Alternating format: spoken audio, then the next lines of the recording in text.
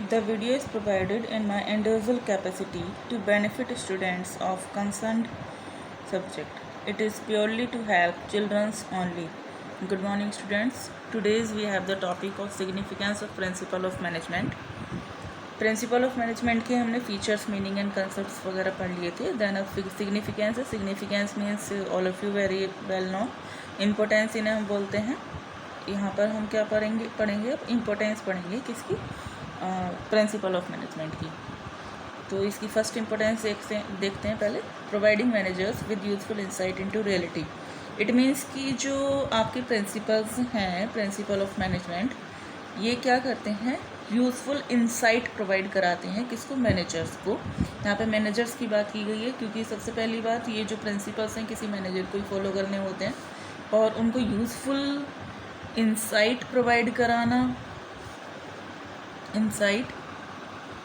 Useful insight provide कराना means that उनके लिए एक नज़रिया तैयार करना, फोरसीन करना. जैसे एक तरीके से वो होते हैं ना, एस्ट्रोलॉजीज होते हैं, ज्योतिष होते हैं, वो ये कहते हैं कि आप अपने 10 साल का 2 साल बाद 6 महीने बाद ऐसा होगा आपके साथ. तो वो हमारा फ्यूचर दिखाते हैं.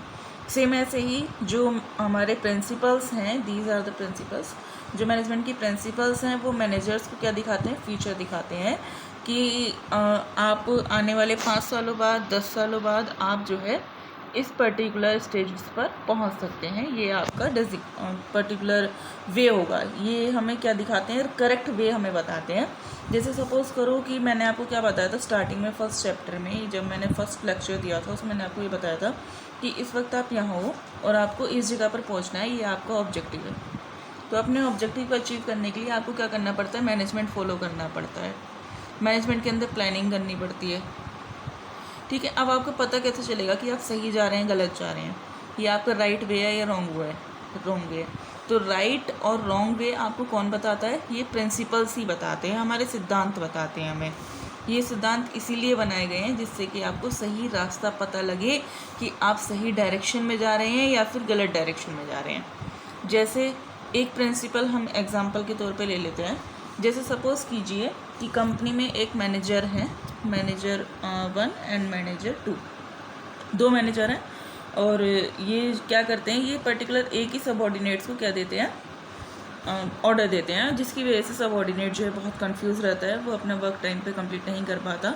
वो हमेशा इस कन्फ्यूज़न में रहता है कि मैं अपने बॉस की मानूं या फिर दूसरे वाले बॉस की मानूं. मेरे 2 बॉस हैं, मुझे दोनों ने काम दे दिया, मैं इससे एक्सक्यूज़ हूँ या इससे एक्सक्यूज़ हूँ, एक्चुअल में मुझे किसकी माननी है, वो हमेशा कंफ्यूज रहता है, जिसकी वजह से वो उसका वर्क हमेशा ही डिले होता है और वो ठीक से अपने वर्क को परफॉर्म नहीं कर पाता है. ठीक. तो एक्चुअल में अगर आपकी कंपनी में इस तरह की कोई कंडीशन चल रही है तो इट मीन्स डैट कि आपकी कंपनी का ये जो वर्क कराने का तरीका है, that is a wrong approach. ये कौन सी अप्रोच है, रॉन्ग अप्रोच है. जबकि फ्योल ने कहा है कि हमें जो है पर्टिकुलर एक पर्सन जो है, मैनेजर एक जो है, वो एक ही सबऑर्डिनेट को ऑर्डर देगा.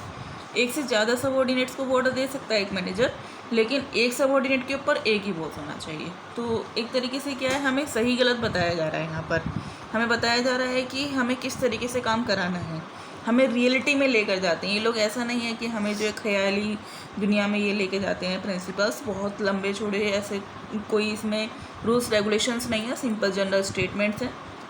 ये मैनेजर्स को क्या देते हैं, यूज़फुल इंसाइट्स देते हैं, नज़रिया बताते हैं कि इस तरीके से काम करना है. दूसरी सबसे बड़ी importance, optimum utilisation of resources and effective administration. It means कि ये जो प्रिंसिपल्स हैं ये हमें सभी रिसोर्सेज का ऑप्टिमम यूटिलाइजेशन कराने में हेल्प करते हैं. सभी रिसोर्स का हमारा इसमें क्या हो सकता है, ऑप्टिमम यूटिलाइजेशन हो सकता है अगर हम अपने प्रिंसिपल्स ऑफ मैनेजमेंट को ठीक से अप्लाई कर रहे हैं. तो कंपनी में ये इनका एप्लीकेशन अगर हो रहा है टाइम पर, तो हम अपने सभी रिसोर्सेज को अच्छे तरीके से ऑप्टिमम यूटिलाइजेशन कर सकते हैं उनको, और उनका इफ़ेक्टिव एडमिनिस्ट्रेशन भी कर सकते हैं. जैसे एक एग्जांपल ले लेते हैं हम. एक प्रिंसिपल है अथॉरिटी एंड रिस्पॉन्सिबिलिटी वाला. ठीक. ये है अथॉरिटी और ये है आपकी responsibility.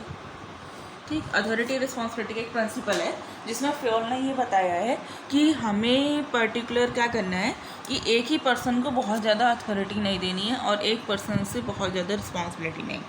Means according to the situation, according to their designation, जितना हमने उन्हें काम दिया है उस हिसाब से हमें उन्हें क्या देनी है, क्या डिस्ट्रीब्यूट करनी है, अथॉरिटी और रिस्पॉन्सिबिलिटीज़ उनको डिस्ट्रीब्यूट करनी होती है। ये ना तो ज़रूरत से कम होनी चाहिए, ना ही ज़रूरत से ज़्यादा होनी चाहिए। ज़रूरत से कम होगी तो अपना वर्क ठीक से नहीं कर पाएंगे, ज़रूरत से ज़्यादा होगी तो वो लोग ओवर कॉन्फिडेंट हो जाएंगे और वो खुले हाथ से ज़्यादा मनी खर्च करेंगे, ज़्यादा रिसोर्सेज यूज़ करेंगे, ह्यूमन पर्सन का जो है वो ज़्यादा फ़ायदा उठाएंगे और वहाँ पे बहुत ज़्यादा डिफ्रेंशिएट करेंगे, जिसकी वजह से बहुत ज़्यादा गलत काम होंगे कंपनी में। ये सही नहीं है, ठीक। तो अथॉरिटी एंड रिस्पॉन्सिबिलिटी हमें बहुत ज़्यादा सोच समझ कर जितनी नीड है उसकी उतनी ही डिवाइड करनी चाहिए। बहुत ज़्यादा उसको एक्स्ट्रा ओवरबर्डन नहीं करना चाहिए। किसी पर्सन को ज़रूरत से ज़्यादा अथॉरिटी रिस्पॉन्सिबिलिटी ना दें। नहीं देंगे, इस प्रिंसिपल का फुल्ली अप्लाई करेंगे, हम अच्छे तरीके से एप्लीकेशन करेंगे कंपनी में, तो सभी रिसोर्सेज का ऑप्टिमम यूटिलाइजेशन भी हो पाएगा। Next point is scientific decision. Scientific decision क्यों यहाँ पर एक पॉइंट आया है। साइंटिफिक डिसीजन का मीन्स ये है कि हम किसी भी कंडीशन में अगर वहाँ पर डिसीजन लें, किसी भी कंडीशन में डिसीजन लें, मीन्स डेट एक कंपनी है और एक कंपनी में इस टाइम ये प्रॉब्लम चल रही है, ठीक। हमने यहाँ पर 6 स्पेशलिस्ट को बुलवा लिया है, 6 स्पेशलिस्ट बुलवाएं। Specialist number 1, number 2, number 3, number 4, number 5, number 6 specialist आए और 6 स्पेशलिस्ट ने हमारी प्रॉब्लम्स को देखते हुए और उस प्रॉब्लम में उन प्रिंसिपल्स को अप्लाई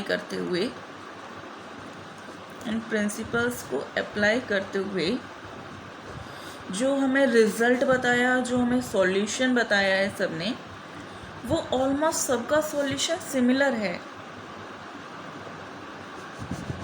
मीन्स उसमें कोई बहुत ज़्यादा चेंजेस नहीं है। हमारी कंडीशंस को देखते हुए उस कंडीशन में जो प्रिंसिपल्स अप्लाई करना है और उसका सॉल्यूशन हमें बताना, सभी ने हमें सिमिलर से प्रिंसिपल बताए।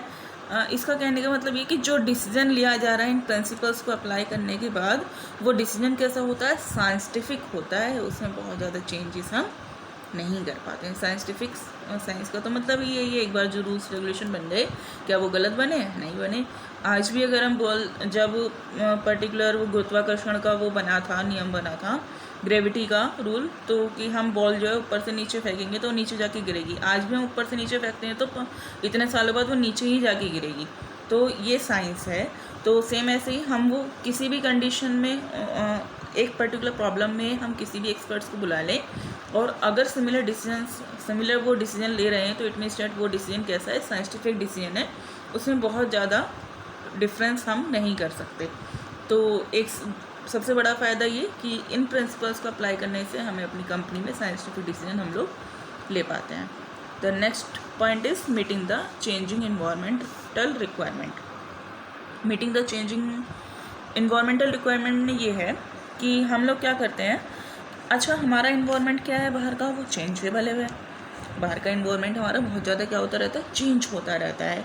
और उस चेंजेस के हिसाब से हमें क्या करना पड़ता है, अपने बिजनेस में भी हमें चेंजेस की रिक्वायरमेंट पड़ती है। इस पर्टिकुलर पॉइंट को हम यूनिट जब 3 पढ़ेंगे ना बेटा, यूनिट 3, उसमें बहुत अच्छे से समझेंगे। वो बिजनेस इन्वायरमेंट का ही चैप्टर है पूरा, ठीक। अब थोड़ा सा यहाँ पर एग्जांपल ले लेते हैं। ये आपका बिजनेस है, इस बिजनेस के चारों तरफ इन्वायरमेंट है। आपको बहुत सारे आपके जो पार्टीज़ हैं आपके बिजनेस की टुवर्ड्स इन द सोसाइटी, वो आपके बिजनेस से कनेक्टेड है। बहुत सारे लोग, जैसे हमने 11th में पढ़ा था, ठीक है, हमारी कुछ मॉरल रिस्पॉन्सिबिलिटीज़ हैं अपनी सोसाइटी के लिए। अपनी सोसाइटी में हमारे कौन कौन लोग हैं, गवर्नमेंट है, हमारे इन्वेस्टर्स हैं, कंज्यूमर्स हैं, पब्लिक है, एम्प्लॉयज़ हैं, और कौन हो सकते हैं, एक आपके इंटरमीडिएट्स हो सकते हैं, एक आपके कॉम्पिटिटर्स हो सकते हैं, ठीक। और एक हो गई सबसे बड़ी बात आपकी एक टेक्नोलॉजी, चेंजिंग, इनोवेशंस, ये एक तरीके से पूरा ग्राफ है जो इन सब चीज़ों को ध्यान में रखते हुए हमें अपने बिजनेस को परफॉर्म करना होता है। अब देखिए आप टाइम टू टाइम टेक्नोलॉजीज़ में भी चेंजेस आ रहे हैं। अगर कोई बिजनेसमैन अपनी बढ़ती हुई टेक्नोलॉजी को ध्यान में रखकर अपने बिजनेस में अगर चेंजेस नहीं करेगा तो पीछे रह जाएगा, उसका बिजनेस बंद हो सकता है, क्योंकि नई नई कंपनीज बहुत सारी मार्केट में आती जाएंगी, वो अपडेट करती रहेंगी अपने आप को, अपडेटेड प्रोडक्ट्स कस्टमर्स को अवेलेबल कराएंगे। कस्टमर्स को तो कुछ नया चाहिए। एक स्लीपर पहनते पहनते हम भी तो बोर हो जाते हैं। एक टाइम पर हम सोचते हैं कब टूटेगी, कब नहीं लेकर आएँ, नहीं सोचते। कभी अगर सपोज़ कीजिए पापा ने कंपनी के शूज़ लेकर दे दिए, अब वो कंपनी के शूज़ हैं, जब हम उन्हें बहुत टाइम हो जाता है पहनते पहनते वो टूटते नहीं हैं, तो हम सोचते हैं अब ये कब टूटेंगे, इससे तो टूट जाए, अब नहीं लाऊं मैं। ठीक है, तो कंज्यूमर को भी क्या चाहिए होता है, कुछ नया चाहिए होता है, कुछ न्यू चाहिए, कुछ अलग चाहिए, ये नहीं ये चाहिए, ये नहीं ये चाहिए, हमें डिफरेंट चाहिए कुछ। तो अपने बिजनेस में आउटडेटेड रहने वाला पर्सन कभी भी सक्सेस नहीं हो सकता। उसे क्या चाहिए, अपडेटेड चाहिए कुछ। तो टेक्नोलॉजी को ध्यान में रखकर उसे अपना बिजनेस अपडेट करना पड़ेगा। कॉम्पिटिटर्स को ध्यान में रखते हुए उसे अपने कॉम्पिटिटर्स को, अपने जो उसके बिजनेस के राइवल्स हैं उनको कॉम्पीट करना है, तो उसे अपने आप को थोड़ा सा आगे ग्रोथ करनी होगी, उनसे बढ़कर कुछ सोचना होगा। अपने इंटरमीडिएट्स से अच्छा बना के रखना है आपको, गवर्नमेंट से अच्छा बना के रखने हैं, कंज्यूमर को सेटिस्फाई करना है, एम्प्लॉयज़ को भी सेटिस्फाई करना है, अपने इन्वेस्टर को भी सेटिस्फाई करना है। इट मीन्स डैट कि इनमें रेगुलर चेंजेस आ रहे हैं।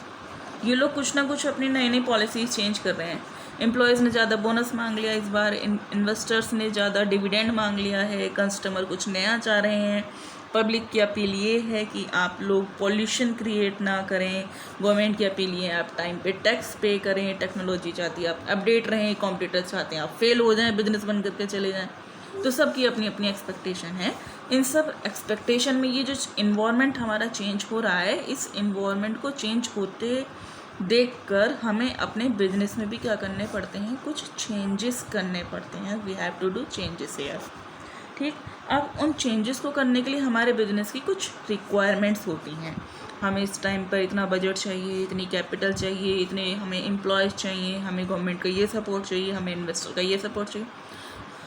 वो सब कहाँ से आता है, प्लानिंग से आता है। इट मीन्स डैट मैनेजमेंट से आता है।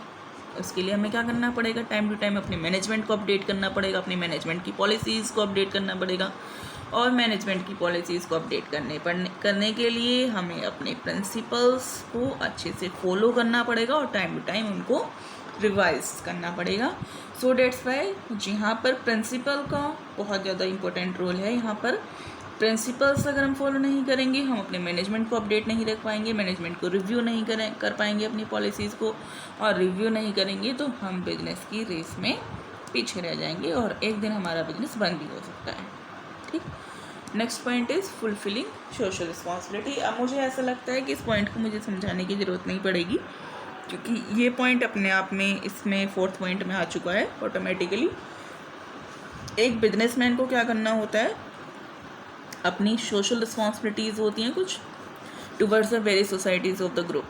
और वेरी सोसाइटीज़ वो पीछे थे जो हमने पढ़ लिए अर्लियर, है ना, वही तो वेरी सोसाइटीज़ है हमारी ग्रुप की। डिफरेंट ग्रुप्स में ये सब हमारी बिजनेस को अफेक्ट करते हैं और हमें इन सब के लिए कुछ ना कुछ सोशल रिस्पॉन्सिबिलिटीज़ फुलफ़िल करनी पड़ती हैं। जब हम इन सब के लिए सोशल रिस्पॉन्सिबिलिटीज़ फुलफ़िल करते हैं तो उस टाइम पर हमें अपने प्रिंसिपल्स को फॉलो करना ज़रूरी है। हम अपने प्रिंसिपल्स को ध्यान में रखें, प्रिंसिपल्स को हम अवॉइड नहीं कर सकते, अवॉइड करेंगे। अच्छा, मैनेजमेंट क्या है, हमें रास्ता ही तो दिखा रहा है, सिर्फ हमें वे बता रहा है मैनेजमेंट, ये रास्ता है सक्सेस को अचीव करने का। वो हमें श्योरिटी नहीं दे रहा है सक्सेस की अचीव करने की, ये श्योरिटी है, श्योरिटी नहीं दे रहा मैनेजमेंट, सिर्फ क्या दिखा रहा है, रास्ता दिखा रहा है। तो हमें क्या करना है, उन प्रिंसिपल्स पर भी चलना है जो हमें सही गलत बताते हैं। मैनेजमेंट के साथ साथ उसके 5 फंक्शंस के साथ साथ हमें क्या चाहिए, उसके प्रिंसिपल्स भी चाहिए जो हमें श्योरिटी दें कि हम सही जा रहे हैं या गलत जा रहे हैं। तो राइट और रॉन्ग भी हमें पता होना चाहिए। सो डेट्स वाई हमारी सोशल रिस्पॉन्सिबिलिटीज़ भी हम अच्छे से फुलफ़िल कर पाएंगे उसके बाद towards the very societies of the group. Next and last point is management, training, education and research. यहाँ पर ये कॉमन नहीं है यहाँ पर बेटा। इसका मीन्स ये है कि मैनेजमेंट का यूज़ कहाँ पर, ट्रेनिंग में देखा जा सकता है, एजुकेशन में देखा जा सकता है, रिसर्च में देखा जा सकता है। तीनों की बात अलग अलग तरीके से करते हैं। सबसे पहले हम एजुकेशन को लेते हैं। एजुकेशन कैसे, अब सपोज कीजिए आप इस वक्त क्या कर रहे हैं, स्टडी तो कर रहे हैं आप, और स्टडी क्या है, एक एजुकेशन ही तो है, नहीं? स्टडी क्या है, एक एजुकेशन है, ठीक। अभी आप कहाँ पे पढ़ रहे हैं, स्टडी कहाँ कर रहे हैं, 12th स्टैंडर्ड में कर रहे हैं। उसके बाद आप बीकॉम में करेंगे, आप बीबीए करेंगे, कुछ स्टूडेंट्स बीबीए करेंगे, कुछ स्टूडेंट्स आगे जाकर एमबीए करेंगे, और वो लोग क्या बनेंगे, मैनेजर्स की कैटेगरी में आएंगे, ठीक। तो आप लोग ये स्टडीज़ कर रहे हैं, और ये स्टडीज़ किसके अंदर चल रही है, एजुकेशन के अकॉर्डिंग अंदर चल रही है। और एजुकेशन किस चीज़ की ले रहे हैं आप, मैनेजर बनने की नहीं ले रहे, मैनेजर बनने के आप एजुकेशन ले रहे हैं, पढ़ाई ले रहे हैं, पढ़ाई कर रहे हैं। इट मीन्स डैट हम इसे एक तरीके से कह सकते हैं in the short way theoretical knowledge लेना, थियोरेटिकल नॉलेज गेन करना, ठीक। आपने थियोरेटिकल नॉलेज गेन कर दी बाय द स्टडी, हो गया। एजुकेशन में यूज़ हो गया मैनेजमेंट का, आप पढ़ रहे हैं, इसकी well defined body of knowledge है, ये हम वैसे ही पढ़ चुके हैं प्रोफेशन में। इसकी मैनेजमेंट की क्या होती है, well defined body of knowledge होती है। नेक्स्ट पॉइंट लेते हैं, ट्रेनिंग। अब ट्रेनिंग की अगर हम बात करें तो अब आपने एक वर्ड सुना होगा बेटा, इंटर्नशिप। इंटर्नशिप मीन्स कि जब लोग एमबीए करते हैं, तो एमबीए करने के बाद जब वो लास्ट अपने बैच में होते हैं, लास्ट उनका एक तरीके से लास्ट बैच होता है उनका, तो उस बैच में उन्हें कुछ कंपनीज़ में भेजा जाता है, और वहाँ पर उन्हें 1 मंथ या फिर 2 मंथ के लिए उन्हें काम करना सिखाया जाता है, उन्हें बताया जाता है, वहाँ पे इंटर्नशिप के लिए जाते हैं। आपने बस इतना सुना हुआ internship. Internship is a type of training, ये ट्रेनिंग का एक टाइप है और कुछ नहीं है इंटर्नशिप। इसे हम पढ़ेंगे यूनिट 6 में बहुत डीपली। ट्रेनिंग है वहाँ पर, यूनिट 6.4 एक चैप्टर है, उसमें हम लोग ट्रेनिंग पढ़ेंगे, और ट्रेनिंग के अंदर एक टाइप है इंटर्नशिप, ठीक। तो आप क्या कर रहे हैं, मैनेजमेंट की नीड हमें कहाँ पर होती है, ट्रेनिंग में भी होती है। ऑब्वियसली हम मैनेजमेंट तभी कर पाएंगे जो हम ट्रेंड होंगे उसके लिए, सही। एंड लास्ट बात किसकी रही, रिसर्च की रही। रिसर्च, आप सपोज कीजिए कुछ लोग क्या करते हैं, पीएचडी भी करते हैं, उनकी थीसिस होती हैं, वो लोग थीसिस वगैरह लिखते हैं। अब जब वो लोग थीसिस लिखते हैं अपनी, तो रिसर्च करते हैं, मार्केट में लोगों तक जाते हैं, और पुराने रिसर्च करने के लिए, कुछ नया खोजने के लिए, कुछ आपको नया डेवलप करने के लिए, सर्च करने के लिए क्या पुराने बेस की ज़रूरत नहीं है, नो नीड ऑफ ओल्ड चाहिए। अगर हमारे जो आर्कियोलॉजिस्ट होते हैं वो हमें कुछ नई नॉलेज देना चाहते हैं, तो वो भी पुरानी हिस्ट्री में जाते हैं, पता नहीं कहाँ से जाके वो लोग सर्चिंग करते हैं, देन वो हमें कुछ नई नई बातें ला के बताते हैं। तो सेम ऐसे ही हमें अपने ओल्ड प्रिंसिपल्स, पुराने मैनेजमेंट के कॉन्सेप्ट्स पता होने चाहिए, उसकी हम लोग स्टडी करेंगे, तभी उसके बेसिस पर हम क्या करेंगे, कुछ नया सर्च कर सकते हैं, सही है। तो मेरे हिसाब से ये क्लियर हो गया होगा। हमें जो मैनेजमेंट की नीड है वो एजुकेशन में भी होती है, ट्रेनिंग में भी होती है, और रिसर्च में भी होती है। मैनेजमेंट की बहुत ज़्यादा इम्पोर्टेंस है किसमें, हमारे बिजनेस लाइफ में। अगर हम अपने बिजनेस में अच्छे से मैनेजमेंट नहीं कर पाते हैं, तो हम क्या हो सकते हैं, अपने बिजनेस में फेल भी हो सकते हैं। ये हमें क्या बताता है, वे बताता है। प्रिंसिपल को फॉलो करते हैं तो श्योरिटी भी देता है।